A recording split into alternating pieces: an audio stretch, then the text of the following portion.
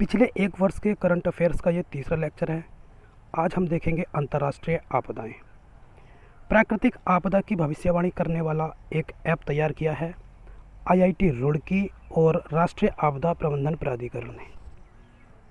ठीक है, ये प्राकृतिक आपदा आने से पहले ही उसकी चेतावनी जारी कर देंगे। दूसरा हैती भूकंप है। हैती भूकंप हैती देश है एक, उसमें आया था 7.2 तीव्रता का। फुकुतोकु ओकानोवा ज्वालामुखी, ये जापान में ज्वालामुखी का प्रस्फोटन हुआ है। ठीक है, मिनामी इवो जिमा द्वीप पर, और ये समुद्र के अंदर ज्वालामुखी प्रस्फोटन हुआ है। और इस ज्वालामुखी को जापानी उपग्रह हिमावरी 8 के द्वारा देखा गया है, पता लगाया गया है। माउंट मेरापी एक ज्वालामुखी प्रस्फोटन हुआ है यहाँ पर। ये इंडोनेशिया के जावा द्वीप पर अवस्थित है। ये इंडोनेशिया का सर्वाधिक सक्रिय ज्वालामुखी है, माउंट मेरापी। ठीक है, अलास्का में भी ज्वालामुखी विस्फोट हुआ है। और इसके बाद हम देखेंगे सी स्नोट की घटना घटित हुई है काला सागर को एजियन सागर से जोड़ने वाली तुर्की के मारमरा सागर में। ठीक है, और इसके बाद देखते हैं हम दूसरा माउंट सिनावंग ज्वालामुखी याद रखना, ये इंडोनेशिया में इसका प्रस्फोटन हुआ है। माउंट सिनावंग कहाँ पर है? इंडोनेशिया में। ठीक है, और 2010 से लगातार इसमें ज्वालामुखी सक्रिय है और इसको इंडोनेशिया रिंग ऑफ फायर में अवस्थित है। चक्रवात तोकते की हम बात करें तो चक्रवात तोकते ये भारत है, जैसे तो भारत के पश्चिमी चक्रवात तोकते जो है भारत के पश्चिमी, ये है पूरब और ये है पश्चिम, तो भारत के पश्चिमी तट से ये टकराया है और अरब सागर में उत्पन्न हुआ था। ठीक है, और भारतीय मौसम विज्ञान विभाग ने इसे अत्यंत गंभीर चक्रवात की श्रेणी में सम्मिलित किया है। और इसकी गति की बात हम करें तो 160 से 180 किलोमीटर प्रति घंटा थी। सबसे पहले ये गुजरात के तट से टकराया था।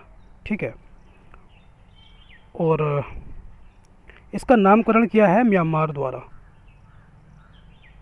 इसका नामकरण म्यांमार के द्वारा किया गया है। तोकते नाम किसने रखा है? म्यांमार ने। अब एक तूफान है यास। अब यास तूफान आया था भारत के पूर्वी तट पर। ठीक है, भारत के पूर्वी तट से ये टकराया था और बांग्लादेश में भी इसमें काफ़ी क्षति पहुंची है इससे।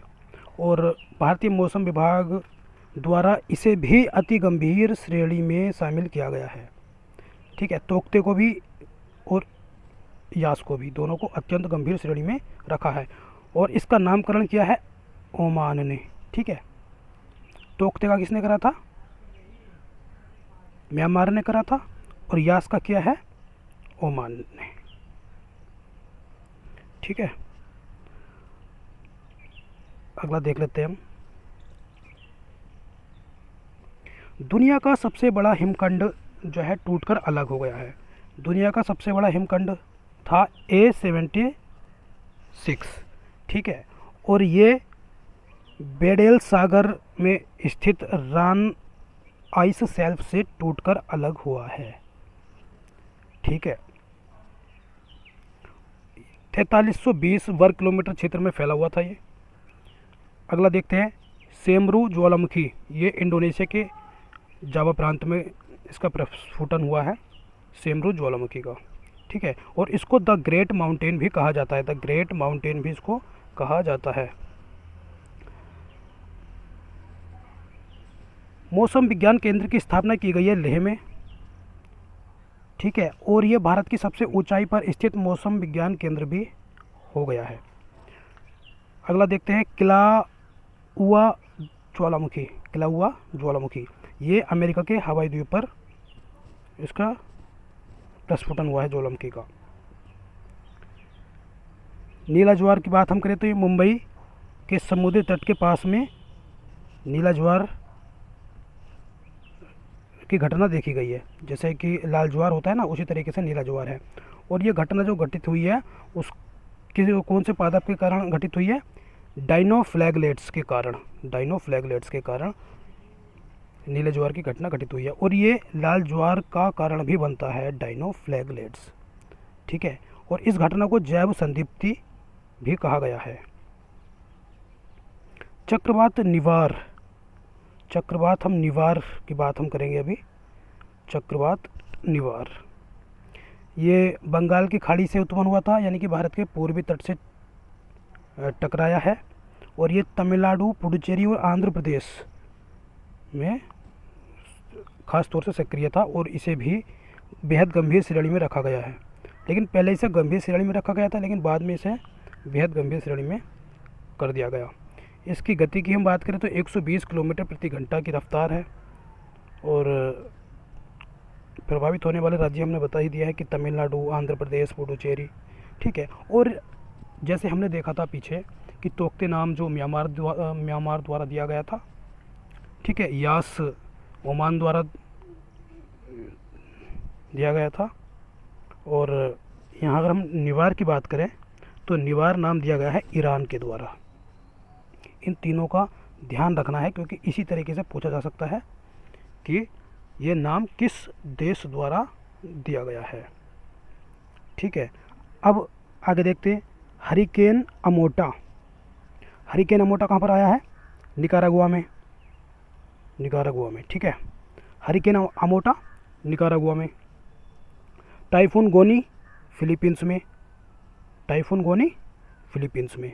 ठीक है। अब कहीं तो हम बात कर रहे हैं चक्रवात, ठीक है, और कहीं नाम आ रहा है हरिकेन, कहीं नाम आ रहा है टाइफून, लेकिन सब ये हैं चक्रवात ही। इनका अलग अलग नाम अलग अलग क्षेत्र के अनुसार प्रदान किया गया है। जैसे कि अगर हम बात करें तो पश्चिमी प्रशांत महासागर में इसे बोलते हैं टाइफून। किसे? उष्णकटिबंधीय चक्रवातों को उत्तर पश्चिम प्रशांत महासागर में टाइफून बोलते हैं, उत्तरी अटलांटिक महासागर में हरिकेन कहते हैं, और उत्तर पश्चिमी ऑस्ट्रेलिया में बिलीबिली कहते हैं, और हिंद महासागर में इसे बोलते हैं हम उष्णकटिबंधीय चक्रवात। ठीक है। ये सारे हमने डिस्कस किए हैं। कुछ और भी हैं जो इतने महत्वपूर्ण तो नहीं है, क्योंकि काफ़ी पुराने हो चुके हैं, लेकिन फिर भी उन्हें एक बार हम देख लेते हैं। जैसे कि निसर्ग आया था भारत में।